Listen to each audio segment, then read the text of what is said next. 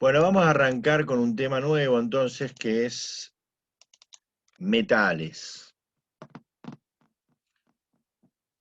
Así se llama la unidad en el programa de la asignatura, pero claramente buena parte de lo que vamos a tratar tiene que ver no con todos los metales, sino con el acero. ¿Eh? Por lo menos el protagonismo principal de esta unidad la tiene dentro de los metales el acero. Van a aparecer otros metales, pero este es el gran protagonista, por eso se llama así nuestra presentación. Bueno, los metales son materiales que se obtienen, ya vamos a ver, por el proceso de metalurgia de la naturaleza, se extraen de la naturaleza en minerales de los cuales después hay que tratar de ir sacando de ese mineral con distintas metodologías el metal de la forma más pura posible, y que tienen algunas aptitudes que lo hacen muy útil para muchos usos, como ha tenido la humanidad en toda su historia. De hecho, se han identificado con las capacidades metalúrgicas de las civilizaciones a distintas etapas de la humanidad, ¿no? La edad de bronce, la edad de hierro.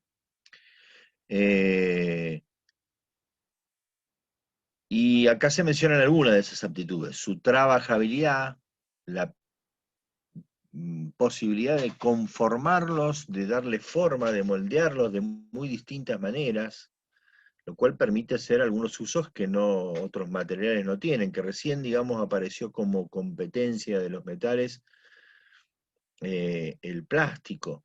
Hubo que esperar al plástico para que compita con los metales en algunas cuestiones, como por ejemplo las conducciones, la conducción de fluidos, los herrajes, los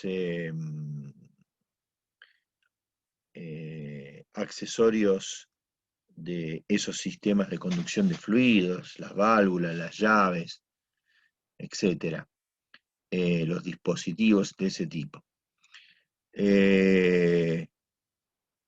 Incluyendo dentro de estas condiciones de trabajabilidad algunas aptitudes que vamos a mencionar: la capacidad de formar aleaciones y la capacidad de ser soldables, de poder vincular piezas de un mismo metal a través de procedimientos de soldadura. Otra aptitud que es particularmente importante para la ingeniería civil es la resistencia mecánica, dado que vamos a ver que los vamos a utilizar, en este caso concretamente, ahí sí hablamos del acero,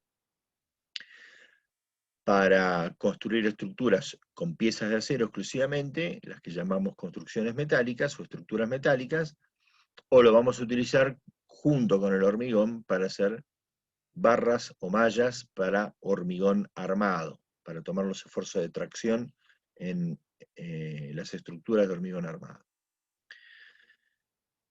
Y la durabilidad frente a los agentes atmosféricos, que se menciona ahí: por un lado tenemos metales que se destacan por esa durabilidad, como el aluminio, como el bronce, como el cobre,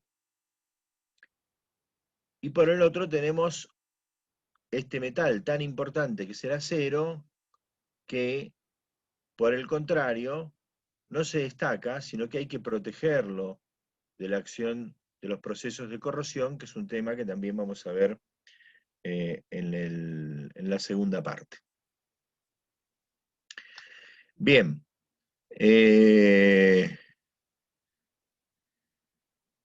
justamente hablábamos recién del proceso de metalurgia. El proceso de metalurgia consiste en tratar de obtener el metal a partir del mineral tal como se lo encuentra en la naturaleza. A ese elemento mineral, que tiene un compuesto determinado y una denominación geológica determinada, se lo denomina mena. La mena, el mineral, como se encuentra el metal en la naturaleza, está compuesta por el metal que queremos extraer y un resto de otras cosas que, desde el punto de vista de la metalurgia, son impurezas, y se la denomina, en el lenguaje de la metalurgia, ganga, a ese excedente que hay que separar El objeto de la metalurgia es justamente separar el metal de la ganga, del proceso de metalurgia. Acá hay algunas de las menas para algunos de los metales más usados.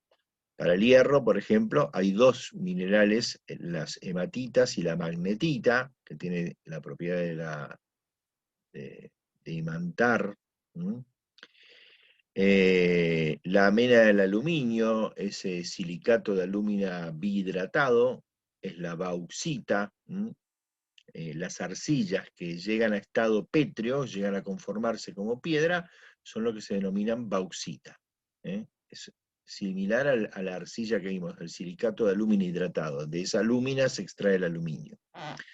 Mena del cobre, calcopirita, mena del plomo, galena, bueno, y hay otras también conocidas que pueden buscar ustedes, incluso de los mismos metales. O sea, hay acá, como así como pusimos en el hierro, dos minerales distintos de los cuales se puede extraer el hierro, también los otros metales, algunos de ellos por lo menos, se pueden extraer no solo de los minerales que están puestos acá, sino de otros minerales por ahí menos comunes. Que por ejemplo el plomo, hay otro mineral común también que se denomina blenda. De esa blenda también se extrae el plomo, igual que de la galena. Bueno, el proceso de metalurgia depende obviamente del tipo de metal, e incluso del tipo de mineral del cual se va a extraer ese metal. Pero esto que figura acá es algo muy básico. Primero va a haber que extraer la mena del yacimiento, seguramente va a haber que romperla, que triturarla, ya estaría eso en el segundo paso, para empezar a separarlo. Y después se pueden hacer algunos procesos de intentos de separación, digamos, física o mecánica, como por ejemplo el lavado, donde se retira lo más liviano, o someterlo a flotación, donde va a caer seguramente hacia abajo el mineral más pesado, que es el que contiene normalmente el metal, y lo más liviano va a quedar flotando. Se puede recurrir a una molienda y, por ejemplo, utilizar la imantación, la separación magnética, cuando hablamos del mineral de hierro. Se puede hacer calcinación, que es someterlo a temperatura, pero no mucho más baja que la de fusión, y se eliminan los productos volátiles, también más livianos. Bueno, distintas formas, ¿para qué? Para tratar de que el proceso de fusión, cuando llegue el mineral al proceso de fusión, haya la menor cantidad de material impuro posible. ¿Por qué? Porque como en ese proceso de fusión yo le voy a tener que aportar energía, calor, altas temperaturas para poder llegar a la fusión,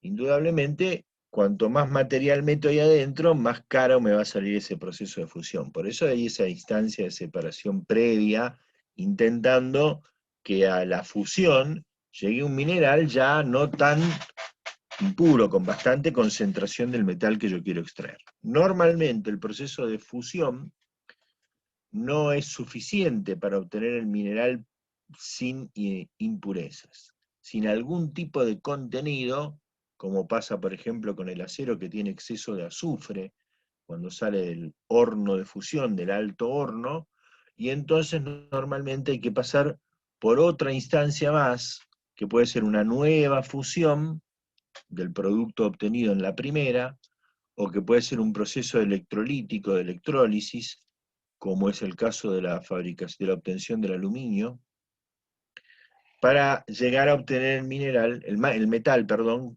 con el mayor grado de pureza posible. Y esas serían las etapas básicas de este proceso de obtención de los metales que se denomina metalurgia. Alguna vez en nuestra Facultad Regional de Buenos Aires y en la universidad existió la carrera de ingeniero metalúrgico. Cuando yo entré a estudiar en la UTN, en nuestra Facultad Regional de Buenos Aires, existía todavía. No duró mucho más tiempo, no sé si cuando me recibí todavía estaba la carrera, o faltaba poco para que no estuviera más. Y creo que no, no sé si existe todavía en alguna regional de la UTN.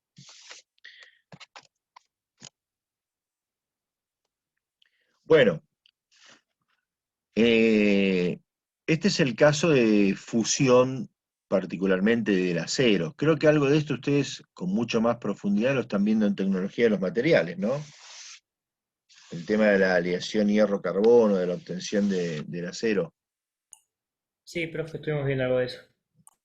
que ven el tema de la mezcla óptima, la mezcla eutéctica y qué sé yo qué, todo eso, puede ser. Esos nombres no me suenan, pero puede ser. Bueno, Igual bueno, nosotros no lo vimos, que estamos con otro profesor. ah, todavía no lo vieron. Bien, bueno, para nosotros nos basta con este esquemita muy básico, en donde creo que alguna vez ya lo mencionamos para hablar de la escoria, cuando hablamos de la escoria como adición en, en la fabricación del cemento, los cementos Portland con escoria o de alto horno, donde se introduce en ese horno de fusión el metal con la ganga, en el caso del acero esto es hierro, el metal, y la impureza del mineral de hierro, y un fundente. El fundente cumple acá doble función, perdón. Función y fusión se mezclan acá. Función, la de bajar la temperatura de fusión, o sea, hacer más económico el proceso, y la de combinarse químicamente con la ganga para separar el metal. De manera que cuando se hace la colada de esa fusión, en el caso del acero, la colada de acero, sale por un lado el metal fundido abajo y sobreflotando sobre el metal fundido, para poder retirarla, la escoria, que es la combinación química de la ganga con el fundente. Y se logró esa separación fundamental. Después falta todavía sacarle algunas impurezas, en el caso del acero, como puede ser exceso de fósforo y exceso de azufre, que se queman en una nueva fusión.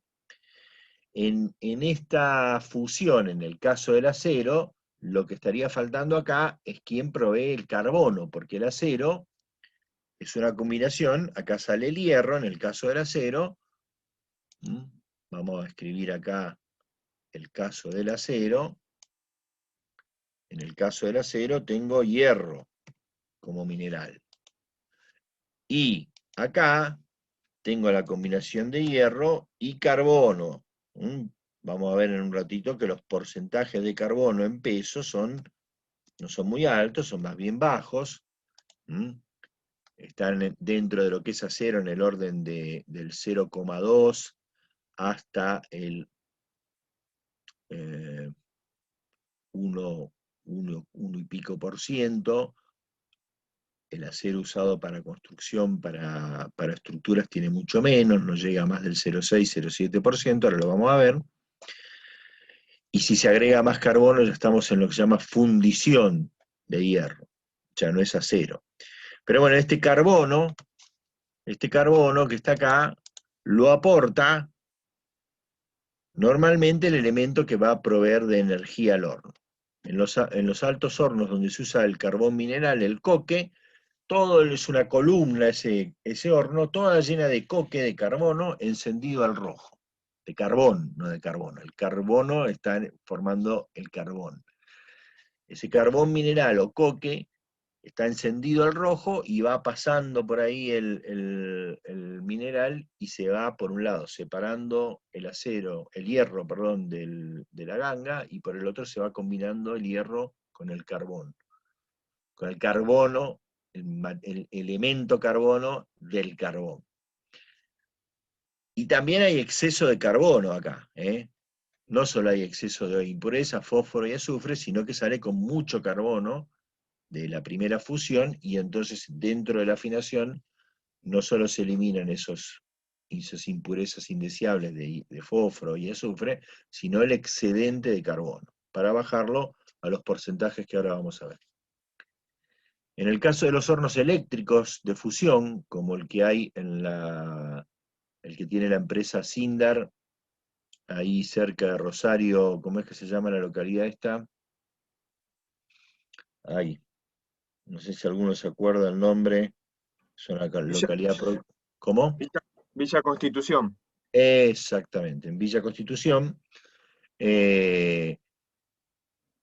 Ahí tiene unos grandes hornos eléctricos que miden como 40 metros de altura el horno, y el galpón mide algo más del doble de altura. ¿Por qué? Porque tienen que meter dentro de ese horno unas columnas de carbón que son electrodos.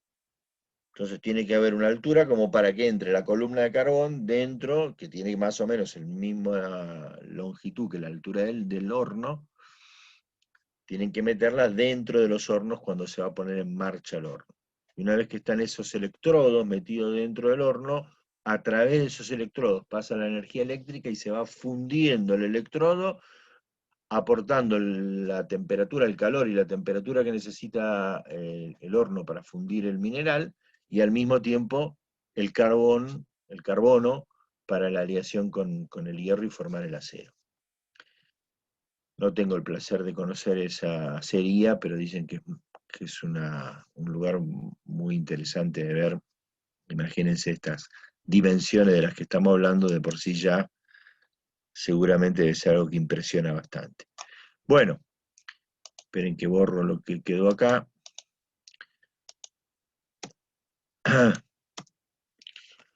Bueno, dentro de las propiedades de los metales, a nosotros, especialmente para lo que vamos a tratar de ver hoy, que es lo que está vinculado al uso en estructuras, nos interesan particularmente las propiedades mecánicas de resistencia, las que vamos a mencionar ahora: la resistencia del acero,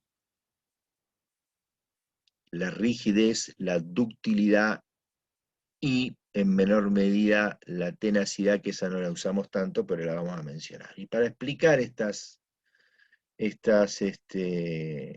propiedades, lo que resulta bastante útil es algo que también deben haber estado viendo ya en tecnología de los materiales, que es el diagrama de tensión de formación o carga de alargamiento de una barra de acero sometida a tracción. Acá tenemos una foto de una máquina, podríamos haber puesto la nuestra, la de nuestro laboratorio de ingeniería civil. Después les voy a traer, si Dios quiere, creo que ya se está filmando, ya filmaron, ya filmamos, no yo, pero el departamento, otra gente para el departamento, el ensayo de tracción en el laboratorio. Así que por ahí lo podemos pasar. La película, el film, que es cortito, del ensayo de tracción que estamos mencionando ahora. Bueno, cuando someto esa pieza, esa probeta de acero, que tiene estos dos ensanchamientos que son las mordazas de donde la máquina toma la barra de acero, esa longitud inicial L0 se va alargando, va tomando un alargamiento delta L. A medida que aplico la carga P, esa carga P va a ir aumentando y se va a ir produciendo el alargamiento delta L. Nosotros vamos a usar, para ver estas propiedades mecánicas de los metales, que serían en este caso el metal acero, pero que vale para los conceptos que vamos a ver, vale para cualquier metal, y en principio para cualquier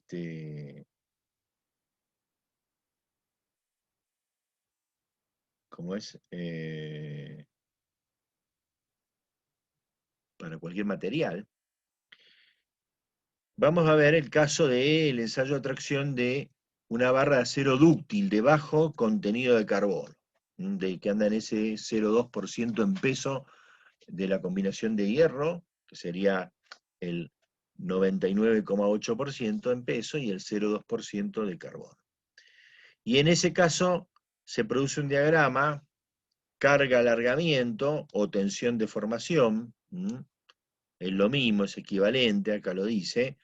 Para hacer tensión tendría que dividir la carga P por la sección en centímetros cuadrados de la barra de acero que estoy ensayando, la sección esa medida en unidad de superficie, y el alargamiento delta L lo tendría que dividir por la longitud inicial, o sea, ese épsilon que está ahí, es igual,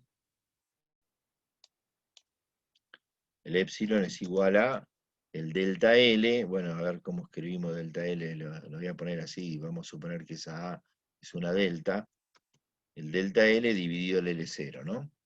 Ese es el alargamiento épsilon.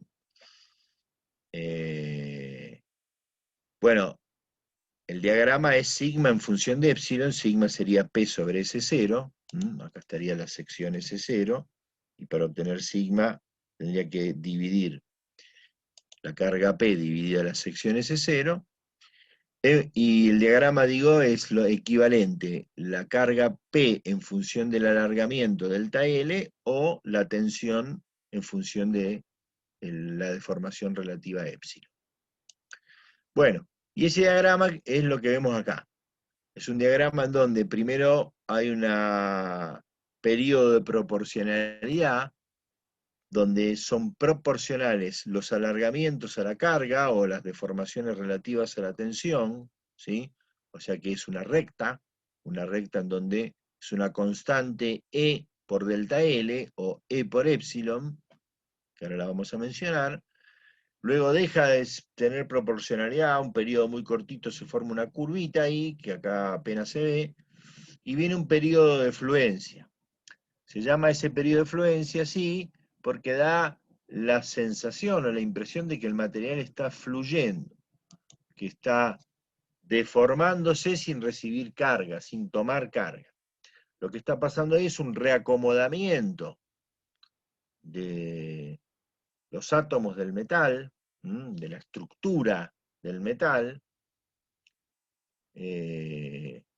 Los metales son redes de átomos vinculados entre sí por electrones que comparten, por eso tienen mucha facilidad para la transmisión de corriente eléctrica. Cuando tiene una diferencia potencial eléctrico, esas piezas metálicas, es muy fácil que un electrón pase de un átomo a otro, y por lo tanto que haya una circulación de electrones, que no es otra cosa, es la corriente eléctrica, que la circulación de electrones a través de ese conductor eléctrico.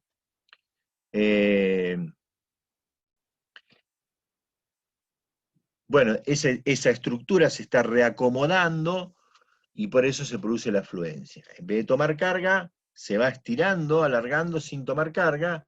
Cuando ya se acomodó, cuando tomó esta nueva naturaleza o esta nueva conformación cristalina, se empieza a tomar carga de vuelta y entra en el periodo, en realidad ya entró antes, durante la fluencia, en el periodo plástico. ¿Qué quiere decir el periodo elástico y plástico? Ustedes que ya vieron esto. El elástico es cuando puede volver a su forma inicial, cuando puede deformarlo, y el plástico es cuando ya yo lo deformo y queda como lo dejé. Correcto, o sea, si yo estoy dentro del periodo elástico, este alargamiento del TL, cuando dejo de aplicar la carga P, vuelve a la longitud inicial L0. En cambio, si estoy dentro del periodo plástico, todo alargamiento que se agregue al delta L elástico, ese queda permanente. Va a restituirse el alargamiento elástico, se restituye siempre, pero solamente ese. El plástico no. Cuando entré en la deformación plástica, todo alargamiento que se agregó durante la deformación plástica queda permanente, como bien dijo su compañero. Y así seguirá avanzando la deformación hasta llegar al delta L de rotura, hasta cuando ya no aguanta más la pieza y se rompe. En ese proceso hubo, lo vamos a poder ver en el video seguramente, una extricción. Se empezó a estirar, a perder sección, ¿sí? A ver si lo pudiera dibujar acá. A ver si se ve. Empezó a hacerse algo así acá. A medida que me voy acercando a la rotura, de manera que en estas secciones donde va a romper, ¿sí? Cuando finalmente se alcance la tensión de rotura. A eso se llama estricción. Eso se va produciendo ya sobre el final próximo a la rotura. Bueno, a ver, vamos a analizar cada una de estas distintas características, propiedades mecánicas de los metales, en este caso en esta barra de acero dúctil. Si yo tengo dos metales, dos barras de acero, una con el diagrama que está en color más clarito, algo medio marrón, que llamamos acero 1, y después tengo, perdón, otro metal, otra barra de acero 2, con este otro diagrama en la línea negra, yo voy a decir que el más resistente, el que ofrece mayor grado de oposición a deformarse, es el acero 1, y esa resistencia viene dada por la tangente de este ángulo. La tangente de alfa en el caso del acero 2, la tangente de beta en el caso del acero 1. Es la relación de proporcionalidad entre carga y alargamiento. Acá tendría una carga P para un delta L1, o en el caso del acero 1, y con la misma carga P para el acero 2, el delta L2 es mayor. Por lo tanto, la tangente de beta es mayor que la tangente de alfa, la pendiente es mayor en la recta del acero 1 que en la del acero 2. Esa constante de proporcionalidad, que es la tangente de ese ángulo, la relación entre carga, deformación, es lo que llamamos el módulo de elasticidad o módulo de Young. También no se usa mucho este término en la actualidad, antes se usaba más. Módulo de Young. Es lo mismo que el módulo de elasticidad, y es la constante de proporcionalidad la que me da la pendiente de la recta y la que me está indicando cuál tiene mayor resistencia. Es más resistente el que tiene mayor módulo de elasticidad, la pendiente mayor en esa recta. ¿Por qué? Porque con la misma carga se deforma menos. Por eso se habla también de grado de oposición a la deformación.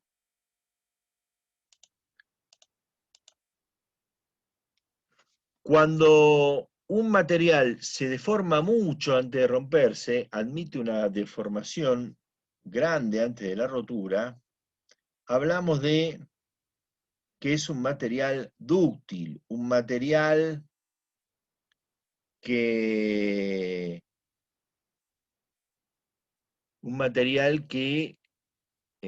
avisa antes de la rotura.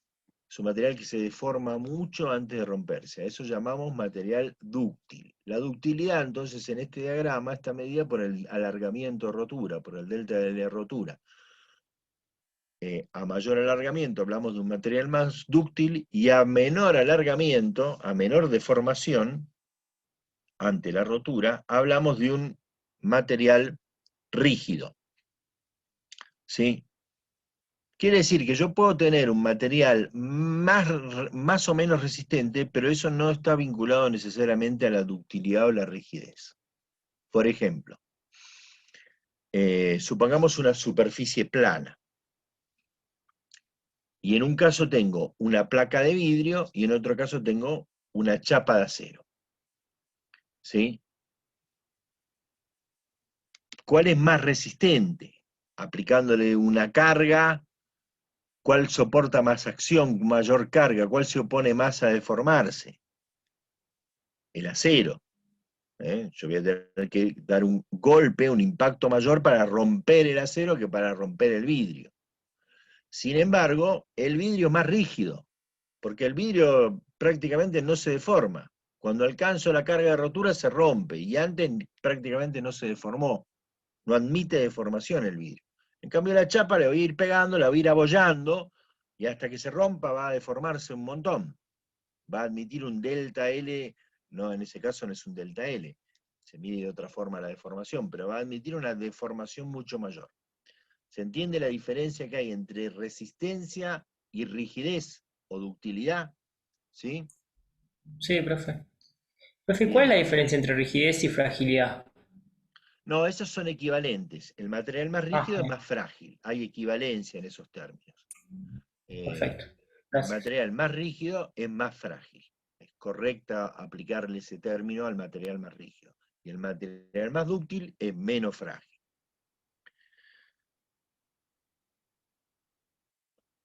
Finalmente, podemos medir en este diagrama la energía que estoy absorbiendo, que está absorbiendo, en este caso, esta barra de acero, hasta que se rompe. Esa energía, fíjense que está dada por la superficie que está debajo de la curva. Ustedes saben que si hacen la integral de esto, lo que están integrando es fuerza por alargamiento. O sea, P por delta L implica un trabajo o energía de deformación. ¿Sí? Bueno, un material muy dúctil también suele ser un material, y a la vez resistente, como esta barra de acero dúctil, es un material que tiene una superficie importante debajo del diagrama, ¿no? Porque tiene grande la carga P, perdón, tiene grande la carga P y el delta L, ¿sí? Por lo tanto, me da una gran energía o trabajo de deformación. Un material, que sería el caso de esa chapa que yo mencioné recién, que absorbe mucha energía al deformarse, se dice que es un material tenaz, que tiene gran tenacidad. ¿Sí? Bien. De todos modos, el concepto de tenacidad no es un concepto que los ingenieros civiles lo usemos demasiado. Sí, en cambio, todos los otros. Resistencia, ductilidad y rigidez. Son conceptos que está bueno que ustedes los incorporen, y en Civil 2 los vamos a volver vamos a hablar con estos términos, con estas palabras, cuando hablemos del tema estructuras. Bueno, algunas otras propiedades que pueden interesar, mencioné hoy más temprano, hace un rato, la soldabilidad, que sería la capacidad de poder vincular dos piezas de un mismo metal, dos caños, dos chapas, dos perfiles, a través de alguna técnica de soldadura, que vamos brevemente a mencionar algunas en la segunda clase. Y después la capacidad de conformar aleaciones. Las aleaciones entre dos o más metales, normalmente dos, pero podrían ser más metales, es una mezcla de esos metales. No hay una combinación química de los elementos que componen uno y otro metal, sino que se mezclan los átomos de uno con otro, como si fuera una solución, como si yo disolviera sal en agua, nada más que estoy disolviendo un metal en otro, y que normalmente se obtiene por fusión, o sea, se alcanza la temperatura de fusión del metal que requiere más alta temperatura, y en ese momento se entran a mezclar estos átomos de los metales. Y de esta manera puedo obtener distintas aleaciones que mejoran la propiedad de ambos metales originales. Las aleaciones que vemos ahí son las más conocidas y más usadas. El acero, ya dijimos, la aleación hierro y carbono, que tiene la gran particularidad de que no son dos metales. Ahí hay un metal, el hierro, más carbono, pero es una aleación, tiene las mismas características de mezcla homogénea de elementos como la de las aleaciones. Y las dos Marcelo, de arriba, perdón. acá Alejos tiene una pregunta. Si tenemos dos metales distintos, pero soldables, ¿no se pueden soldar entre sí? No, normalmente no es sencillo. Técnicas de soldadura de dos piezas metálicas de diferentes metales, por las diferentes propiedades de temperaturas de punto de fusión. No es fácil vincularlos por soldadura. Y se aplican normalmente otros procedimientos si hay que vincular un metal con otro. ¿Sí? La diferencia de características del metal Así que no se puede vincular por técnicas de soldadura como las que vamos a ver después. Generalmente esas técnicas de soldadura de alguna forma están llevando al punto de fusión para que se vinculen las dos piezas. Y como tienen distintas temperaturas de fusión, no se puede producir esa vinculación. Bueno, decía que las otras dos sí son mezclas de metales, las otras dos aleaciones, y que son las aleaciones del cobre, muy conocidas. La más conocida el bronce, el cobre con el estaño, y no tan conocida, pero muy conocida es también el latón, que es el cobre con el zinc. La aplicación más conocida para nosotros en la ingeniería civil del latón era los caños de cobre para agua caliente, para agua fría y caliente, pero fundamentalmente que aportaban una ventaja para el agua caliente frente a las cañerías de acero que se utilizaban antiguamente y que hoy día se han dejado de usar, los han sido desplazados por el plástico. Pero bueno, era un material muy usado en la industria de la construcción para instalaciones sanitarias. Y el bronce, que se sigue usando en forma de fundición, por ejemplo, para válvulas en cañerías metálicas, válvulas de todo tipo de válvulas, llaves, grifería, herrajes, ¿sí? Se usa mucho la fundición de bronce.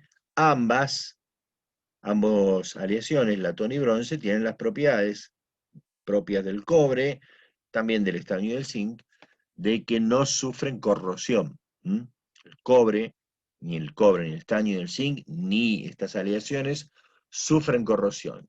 Si se forma un óxido, se forma una capa de óxido superficial que es estable, que protege a la superficie del avance de la corrosión y no hay degradación. Hay oxidación superficial, pero no hay corrosión, no hay pérdida de material como si pasa con el acero y el hierro. De hecho, bueno, ahora lo vamos a decir, toda pieza de hierro que nosotros tenemos o podemos usar, en realidad es acero. Porque el hierro solo, sin carbono, es un material demasiado blando. Bueno, vamos a ver nosotros distintos usos en los metales. Hoy vamos a hablar de el uso en estructuras. Nos quedará para la otra clase, si es que hoy terminamos con esto, cubiertas, carpinterías y otros usos. Eso que está abajo en celestito, que dicen instalaciones, es porque los metales se usan en instalaciones. En el apunte teórico escrito hay un cuadro con distintos tipos de cañerías metálicas, pero ese tema no lo vamos a ver en esta clase de metales, sino que lo vamos a ver en el segundo cuatrimestre, cuando hablemos de conducción de fluidos, y hablemos de cañerías externas e internas, o sea, para redes externas o internas de los edificios, tanto metálicas como plásticas. Por eso es que aparece ahí en ese colorcito celeste, porque no lo vamos a ver en la clase de metales. Bueno, el acero utilizado en estructuras es lo que se llama comúnmente acero de construcción. Esa línea que vemos ahí es la línea que me está dando, o me está indicando, es una escala donde estoy viendo qué distintos materiales, qué distintas aleaciones tengo cuando combino distintos porcentajes de carbono con el hierro, en la aleación hierro-carbono. Siempre ese porcentaje es un porcentaje en peso. Como les había dicho yo, el acero, lo que se llama acero, está comprendido entre el 0, yo había hablado de 0,20, bueno, el 0,15% en peso, hasta el 1,7% en peso. De aquí para adelante tenemos la fundición de hierro. Entre el 1,7 y el 3% se llama fundición blanca, y entre el 3% y el 6%, que sería lo máximo que puede tener de hierro, de carbono, perdón, la combinación con hierro, se habla de fundición gris, donde ya aparecen en ese orden del 6% pedacitos de carbón dentro de la masa de la fundición. La fundición es otro material distinto porque es demasiado rígido o frágil, como dijimos recién, muy quebradizo, muy duro, muy resistente a la abrasión, por eso es apto para piezas que van a estar sometidas a movimiento, para engranajes, para piñones, o en la construcción, o en la industria sanitaria, para lo que vimos, o en la construcción en general, vimos recién, lo hablé en fundición de bronce, pero valdría también para la fundición de hierro, sacando el tema de la corrosión, se puede usar para válvulas, para herrajes, o sea, elementos que requieren accionamiento. La fundición anda muy bien por la dureza, porque no se desgasta muy poco. Pero no puedo someterla a fuerzas en donde tenga que soportar algún grado de deformación porque se quiebra fácilmente. Aunque es muy resistente, se quiebra fácilmente. Entonces, en la industria de la construcción, cuando lo voy a utilizar para una estructura, esta estructura tiene que tener capacidad de recibir carga de deformarse un poco, sin romperse, porque siempre se va a deformar. Entonces, yo no puedo poner ahí, especialmente no puedo someter a flexión una pieza con alto contenido de carbono. Y de hecho, como pueden ver en el diagrama, estos aceros, ya sea los de los perfiles que andan por este lado, para las estructuras de acero, puramente de acero, las estructuras metálicas, como las barras de acero o mallas de acero para hormigón armado, que están por esta zona, en realidad van por todo el espectro, pero las que se utilizan actualmente andan por acá, más cerca de la derecha que de la izquierda. El límite que es menor que el del acero en sí mismo. El límite para el acero de construcción, para usado para estructuras, es del orden del 0,6-0,7% de carbono en peso. En ese rango encontramos primero más a la izquierda los perfiles y yendo más hacia la derecha las barras de acero para hormigón armado. Y eso es lo que vamos a ver, creo yo, ya en un ratito. No sé si queda alguna cosita antes de entrar directamente con estructuras metálicas. Bueno, algunas cuestiones de propiedades generales del acero como material estructural. Bueno, las dos más importantes son estas que están, la que está acá y en la imagen que sigue. Muy buena relación peso-resistencia. Cuando hablo de baja, hablo de muy buena relación peso-resistencia. Este concepto de relación peso-resistencia lo vamos a mencionar también cuando hablemos de estructura. ¿Qué quiere decir? Que obtengo con poco material, con secciones reducidas, mucha capacidad resistente. Por eso es baja relación peso-resistencia. Esa pieza metálica que pongo sometida a flexión, que es la situación generalmente más comprometida que puede tener un elemento metálico, o sea, una pieza, una viga sometida a flexión, con el acero puede ser una pieza de sección mucho más reducida que otros elementos usados para estructura, que la madera, que la piedra, que el hormigón armado.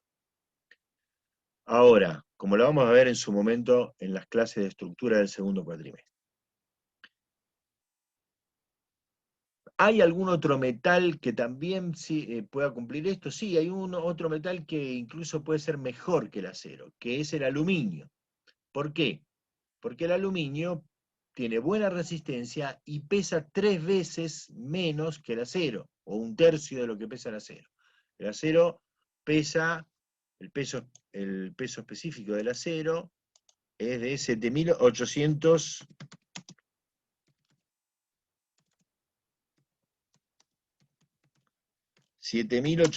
kilos por metro cúbico, más o menos, ¿no?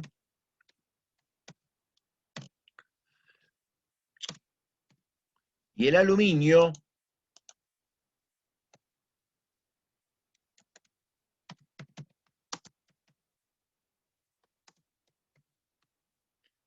anda en el orden de los 2.500, kilos por metro cúbico. O sea, la tercera parte más o menos. Entonces, si yo comparo la resistencia de dos piezas, una de acero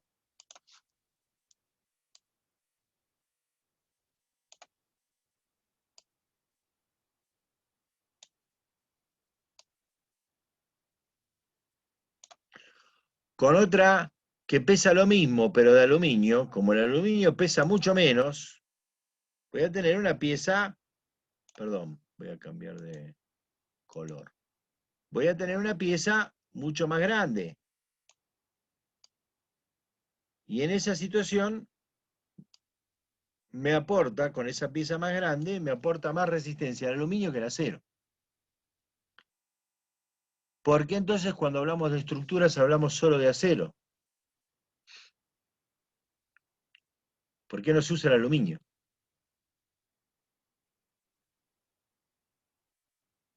Bueno, lo dice ahí, ¿no? Yo estoy preguntando, basta con leerlo ahí. El costo, es muy caro el aluminio. Entonces, solamente para usos medio experimentales, existen algunos puentes en algunos lugares del mundo donde se ha utilizado el aluminio, con la gran ventaja de que después no necesita mantenimiento frente a la corrosión, porque el aluminio además no sufre corrosión, pero es tan caro que el costo inicial, por más que después el costo de mantenimiento sea muy bajo, hace que no se pueda utilizar este material normalmente en la industria de la construcción, como material para estructuras.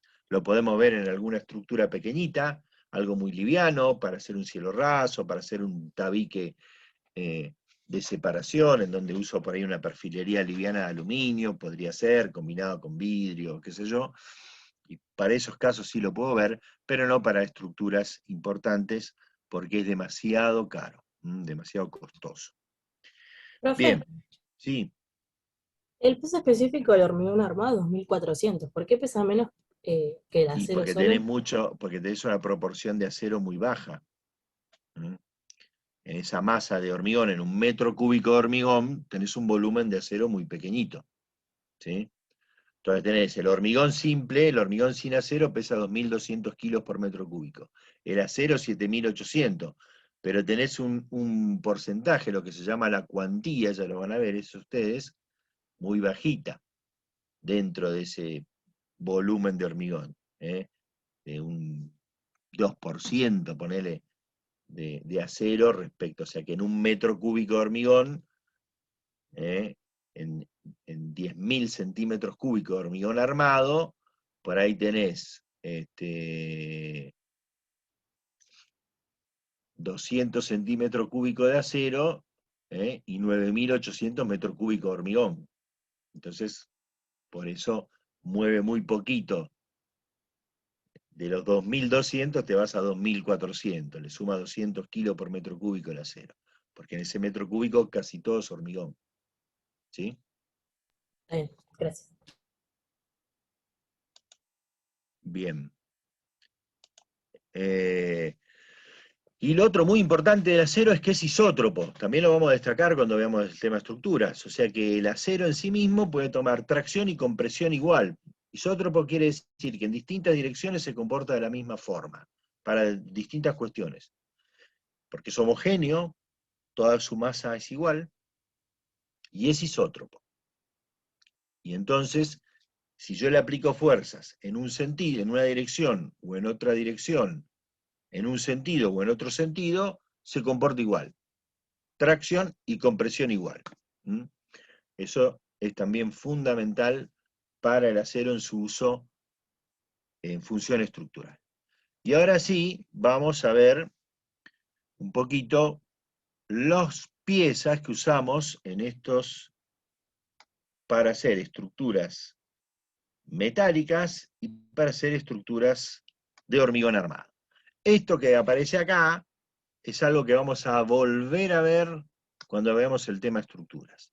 Cuando hablamos de este tema en la unidad de aceros, de metales y acero, el objetivo acá es contarles los formatos de las piezas, de los elementos que se usan para hacer estructuras solamente de acero, estructuras llamadas metálicas, que como dice ahí en la primera frase, el acero es el único material constitutivo, ahí hablamos de estructuras metálicas, ¿sí? El acero es el único material constitutivo, y qué tipo de elementos o piezas se utilizan cuando hago estructuras de hormigón armado, donde, como ya sabemos, el acero está para tomar los esfuerzos de tracción, dado que el hormigón, que es un material pétreo artificial, solamente puede tomar bien los esfuerzos de compresión. ¿Sí?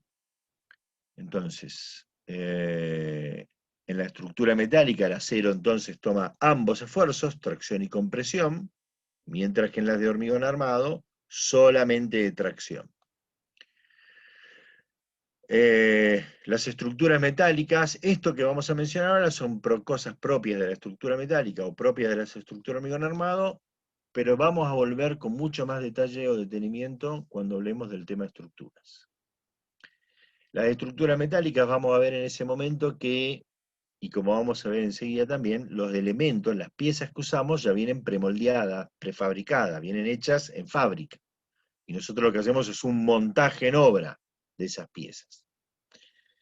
En tanto que en las estructuras de hormigón armado, yo le puedo dar a la pieza de hormigón armado, no al acero que se usa para el hormigón armado, que ese también viene de fábrica, si bien yo voy a generar armaduras propias para cada pieza, para cada elemento hormigón armado, yo le puedo dar la forma y dimensión que a mí se me ocurra, siempre que me lo permita el sistema de molde de encofrado que voy a utilizar. O sea que puedo hacer vigas curvas, vigas con distintas secciones, ¿sí? Cosa que no ocurre con las estructuras metálicas, donde puedo utilizar los perfiles o los elementos que me provee por un lado el sistema, o que puedo, con esas piezas que me proveen las fábricas, adaptar o darle distintas formas en un taller.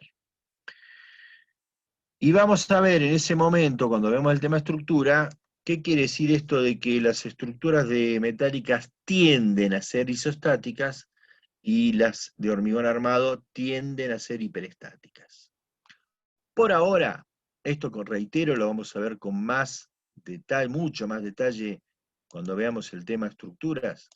Por ahora consideremos, por un lado, que usamos esta palabra tienden, o sea que no es que son isostáticas sí o sí, o son hiperestáticas sí o sí, unas y otras, sino que en general las estructuras de hormigón armado son hiperestáticas, y en el caso de las metálicas ni siquiera eso, no es que son en general isostáticas, sino que por su procedimiento constructivo tienden a ser isostáticas, pero yo tengo que, para obtener las hiperestáticas, que muchas veces me conviene, diseñar la vinculación entre las distintas partes para que funcionen como hiperestáticas.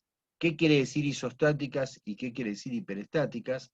Algún concepto vago lo transmitimos en Civil 1, ahora lo vamos a seguir transmitiendo vago, y vamos a tratar de precisarlo un poco más cuando hablemos de estructuras, pero ustedes tal vez en estabilidad ya están viendo esto de qué es isostático y qué es hiperestático. ¿Ya vieron, ya lo mencionaron en estabilidad esto? Sí. Bien. Isostático es aquel elemento, aquella estructura, ya sea el elemento suelto o todo el conjunto estructural, que tiene condiciones de fijación, las mínimas condiciones de fijación o de vinculación, como para que esa estructura pueda estar en equilibrio. O sea que pueden aparecer, dado un sistema de cargas de fuerzas externas, puede aparecer un sistema de fuerzas reactivas que equilibren a esas fuerzas activas externas. Para eso tiene que tener una mínima cantidad de condiciones de vinculación. Si no tiene esa mínima cantidad, quiere decir que se puede mover. En vez de ser isostático, es hipostático o mecanismo. En cambio, cuando yo tengo más condiciones de vinculación, de fijación que las mínimas requeridas, hablo de un sistema hiperestático. Le sobran condiciones de fijación a las mínimas requeridas. Por ahora nos vamos a quedar con esos conceptos y después los vamos a ampliar en el tema estructuras bastante.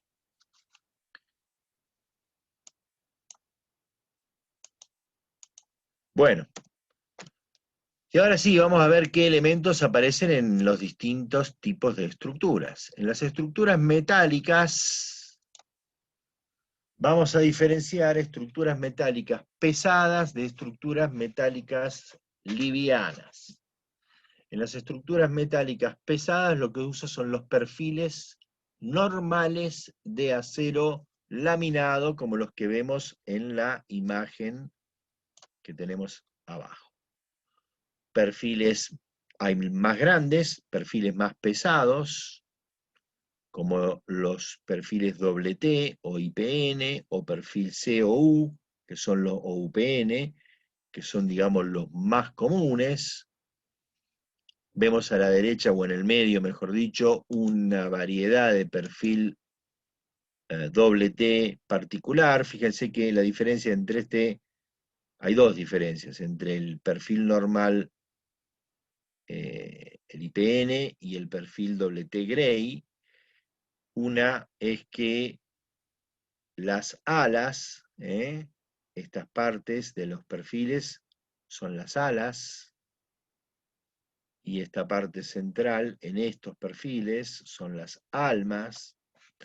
En el T, el IPN, el ala tiene sección variable, es más finita en el extremo, y cuando se aproxima al alma se hace más gruesa. En tanto que en el Gray es uniforme esa sección. Y además es más ancha el ala en relación a la altura del perfil. En cambio acá es más angosta el ala en relación a la altura. Esas dimensiones están normalizadas, por eso se habla de perfiles normales, ¿sí? Porque están estandarizados, normalizados, ¿sí? Dada una altura del perfil, los perfiles están regulados o numerados por su altura. En el caso del perfil T, el IPN que tenemos abajo a la izquierda, o el que está ahí en el dibujito en donde se distingue ala y alma, ese perfil arranca con el perfil normal, el T, el IPN, número 8, que tiene una altura de 8 centímetros. En la lista de perfiles normales o estandarizados. Luego va subiendo de 2 en 2, el 8, el 10, el 12, el 14, ¿sí? Así hasta llegar al 40, al perfil, al IPN 40. Del IPN 40 aumenta cada 2,5 centímetros. El perfil número 42,5, 45, 47,5 y 50. Y luego hay 55 y 60, o sea, termina la serie normal de perfiles, el perfil normal número 60, cuya altura es de justamente 60 centímetros. Bien. Para un perfil determinado, de determinada altura, un perfil, un IPN 10, todas las demás medidas ya están preestablecidas. El ancho de ala, el espesor del alma, el espesor variable del ala, incluso el radio de curvatura de estas curvitas, todo eso está preestablecido, normalizado. Por eso se habla de perfiles normales. Y estos perfiles normales son de acero laminado por el proceso en que han sido obtenidos, mediante laminación. Entonces decimos que están normales porque sus medidas están estandarizadas y han sido fabricados en bancos de laminación al rojo, en caliente. Ay, perdón, yo avanzaba lo más contento. Porque se me mezcló mal. Había agregado esta imagen que no estaba en la presentación original, donde se ve un poco cómo es ese proceso de laminación. En la fábrica de enlacería, pero no donde se está elaborando el acero. El acero se elaboró en el alto horno. Y sale del alto horno, después de la segunda fusión por afinación, salen piezas de sección rectangular, prismática, de distintas medidas. Unos más finitos, que son los que después se van a utilizar para hacer alambres, los más chiquitos, otros un poco más gruesos que se van a usar para hacer tubos, otros alargados que se van a usar para hacer chapas, y otros, uno que se llama tocho, que tiene una dimensión, no me acuerdo cuál exactamente, que después se lleva a fusión al rojo, no a fusión, al rojo, como se ve en la imagen de abajo, en estado plástico, pero sin llegar a la fusión, obviamente, y ahí se le va dando la forma a esa pieza rectangular hasta convertirla en un doble T, o en un perfil C, o en uno de los que vimos, un ángulo, un T, alguno de los que vimos recién. Ese es el proceso de laminación en caliente. Bueno, los perfiles se van a vincular entre sí, esto que decíamos de que la elaboración de la estructura metálica es un montaje de estas piezas en obra a través de distintos métodos de vinculación que pueden ser soldadura o abulonado actualmente. La soldadura que más se utiliza es la soldadura eléctrica, como estamos viendo en la imagen. También se puede usar la soldadura autógena, pero lo más común es la soldadura eléctrica, ya las mencionaremos brevemente en la próxima clase, o mediante abulonado, como vemos en la imagen 2. Antiguamente también se usaban, en vez de bulones, remaches. O sea, el bulón, fíjense que para vincular, por ejemplo, en este ejemplo, esta columna con esta viga, esto es un doble T, la columna no sé si será otro doble T, posiblemente, no se ve del todo bien. Hay una chapa de vinculación, que seguramente es un ángulo, que apoya sobre el alma de la viga, como vemos acá, y el otro ángulo debe estar apoyando sobre el alma de la columna. Se perforaron la chapa y el alma de la viga, y lo mismo estará ocurriendo con el lado de la columna, en ambos en coincidencia, para que coincidan perfectamente las perforaciones, y se pusieron bulones con rosca y tuerca del otro lado. Que todo ese procedimiento requiere, cuando hablamos de estructuras metálicas de determinada importancia, la medición de la fuerza que se aplica, el momento en realidad que se aplica, que se llama torque, a cada uno de esos bulones, y se mide con un torquímetro, con un aparatito que está midiendo ese momento que lo estoy aplicando al bulón, para que sea la presión justa que se ha calculado para que funcione y transfiera la carga de la viga a la columna en este caso. Así como también la soldadura debe ser realizada por profesionales que están especializados para que no cometan las fallas de soldadura que también brevemente vamos a mencionar la próxima vez. Antiguamente se usaban también remaches en caliente. En vez de poner acá un bulón, haciendo algo similar a lo que hicimos acá, con la chapa de vinculación y los agujeros, se pasaba un perno con una espiga y una cabeza. Eso estaba caliente al rojo. La espiga recta que salía del otro lado del agujero se remachaba para conformar otra cabeza del otro lado que contenga la chapa y el alma de la viga o de la columna, el caso que fuera. Eso que se usaba en caliente ya no se usa más porque realmente era un procedimiento bastante engorroso, tener que estar trabajando con eso al rojo, posicionarlo, remacharlo, ¿sí? Existe remache en frío, pero no para estructuras importantes, porque requiere un dimensionado que hoy por hoy al menos todavía no es viable, ¿sí?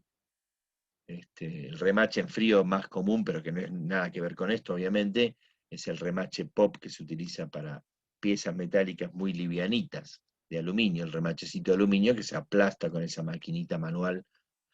Existen máquinas para hacer esto con remaches más importantes, de forma mecanizada, pero de todos modos no está difundido el uso de remaches en frío para el uso estructural en general, sino que normalmente se usa la soldadura o el abulonado. Bien, también se vinculan de esa manera las piezas cuando hablo de estructuras metálicas livianas. Las estructuras metálicas pesadas que vimos recién son para construir edificios de acero, que van a soportar gran carga o que van a ser edificios en altura que van a soportar la acción del viento y por lo tanto tienen que formar estructuras rígidas. O sea, esto que habíamos dicho de que tiende a ser isostática, tiende pero no. Pero cuando yo voy a construir un edificio en altura no puedo hacer una estructura isostática, tengo que hacer una estructura rígida con todo el conjunto rígido para que soporte la acción horizontal del viento. Y en esos casos se usan para los edificios que van a tener gran altura o para estructuras metálicas que van a soportar gran carga, perfiles de acero normalizado grandes. Pero cuando voy a hacer una cubierta metálica de una nave industrial, de un depósito, la estación de servicio, bueno, los ejemplos que se mencionan acá, ahí hablo de estructuras metálicas livianas. Las estructuras metálicas pesadas en nuestro país no se usan prácticamente, lo hemos visto en Civil 1, por el alto costo que tiene el acero para nosotros. Nosotros no somos un país que sea gran productor de acero, sino que tenemos poca producción y se producen grandes piezas, por el costo que tiene el acero. De modo que no se usa mucho en nuestro país esa técnica, más allá de que son muy buenas las estructuras, como vamos a ver cuando veamos el tema estructural. En cambio, sí, el acero, por esa excelente relación peso-resistencia, cuando tengo que hacer una nave industrial con gran separación entre apoyos, que lo único que tiene que soportar es el propio peso de la estructura para poder poner el techo, la cubierta de esa nave industrial, esa muy buena relación peso-resistencia hace que sea mucho más económico resolver esa autosoportar el techo con una gran separación entre apoyos, una gran luz, en una estructura metálica que en una de hormigón armado, especialmente si es hormigón armado tradicional in situ, y no pretensado, donde mejora un poco esa performance.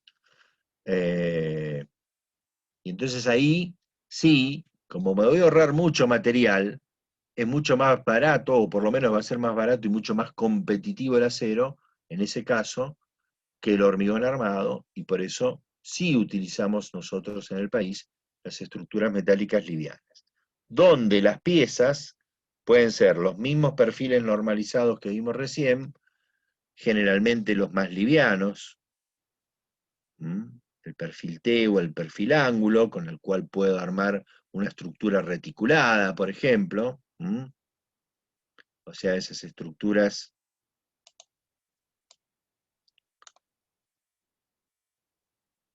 en donde voy con estas piezas formando barras que generan triángulos y que por lo tanto generan elementos indeformables y de esa manera vinculando todos esos triángulos puedo generar una viga o un arco, que es el elemento que va a soportar horizontalmente y que va a ir de un punto a otro de esos apoyos extremos en esa nave industrial, en ese depósito. O puedo utilizar estos perfiles de chapa de acero doblado. Fíjense acá que esta perfilería, lo que se hizo es tomar una chapa de acero y plegarla dándole todos estos pliegues. Este es el perfil más usado, que es el más utilizado para las correas sobre las cuales se atornillan las chapas en una cubierta metálica. Fíjense que esto es una chapa en donde el espesor del material es mucho más fino que el espesor de un perfil.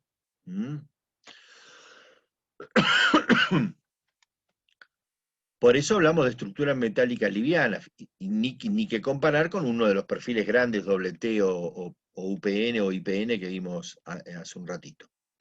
¿Sí? O sea que es un elemento mucho más liviano. Y también puedo conformar un perfil en taller. Supongamos que yo quiero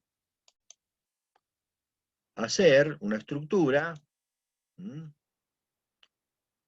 la estructura de un galpón, donde voy a poner acá un apoyo, una columna, del otro lado voy a tener otra columna, no importa el formato de columna, y quiero separar entre apoyos con un elemento horizontal que voy a poner acá, o medianamente horizontal, digamos, que voy a poner acá, que podría ser este reticulado.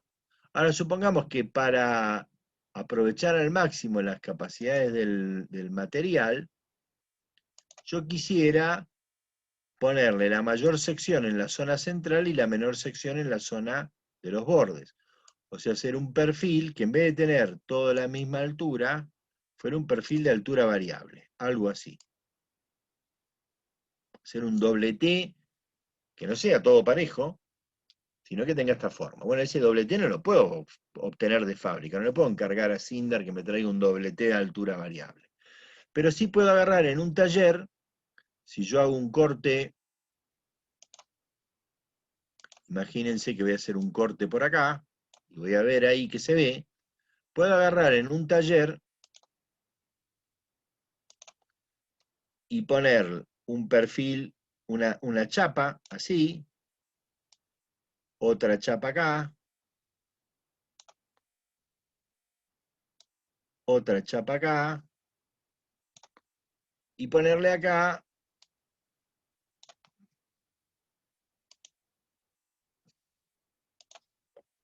vincular esas chapas que van a formar el ala y el alma del perfil con unos ángulos como este que está acá, ahí arriba a la derecha, soldado o bulonado, sería mejor soldado para generar una pieza más rígida,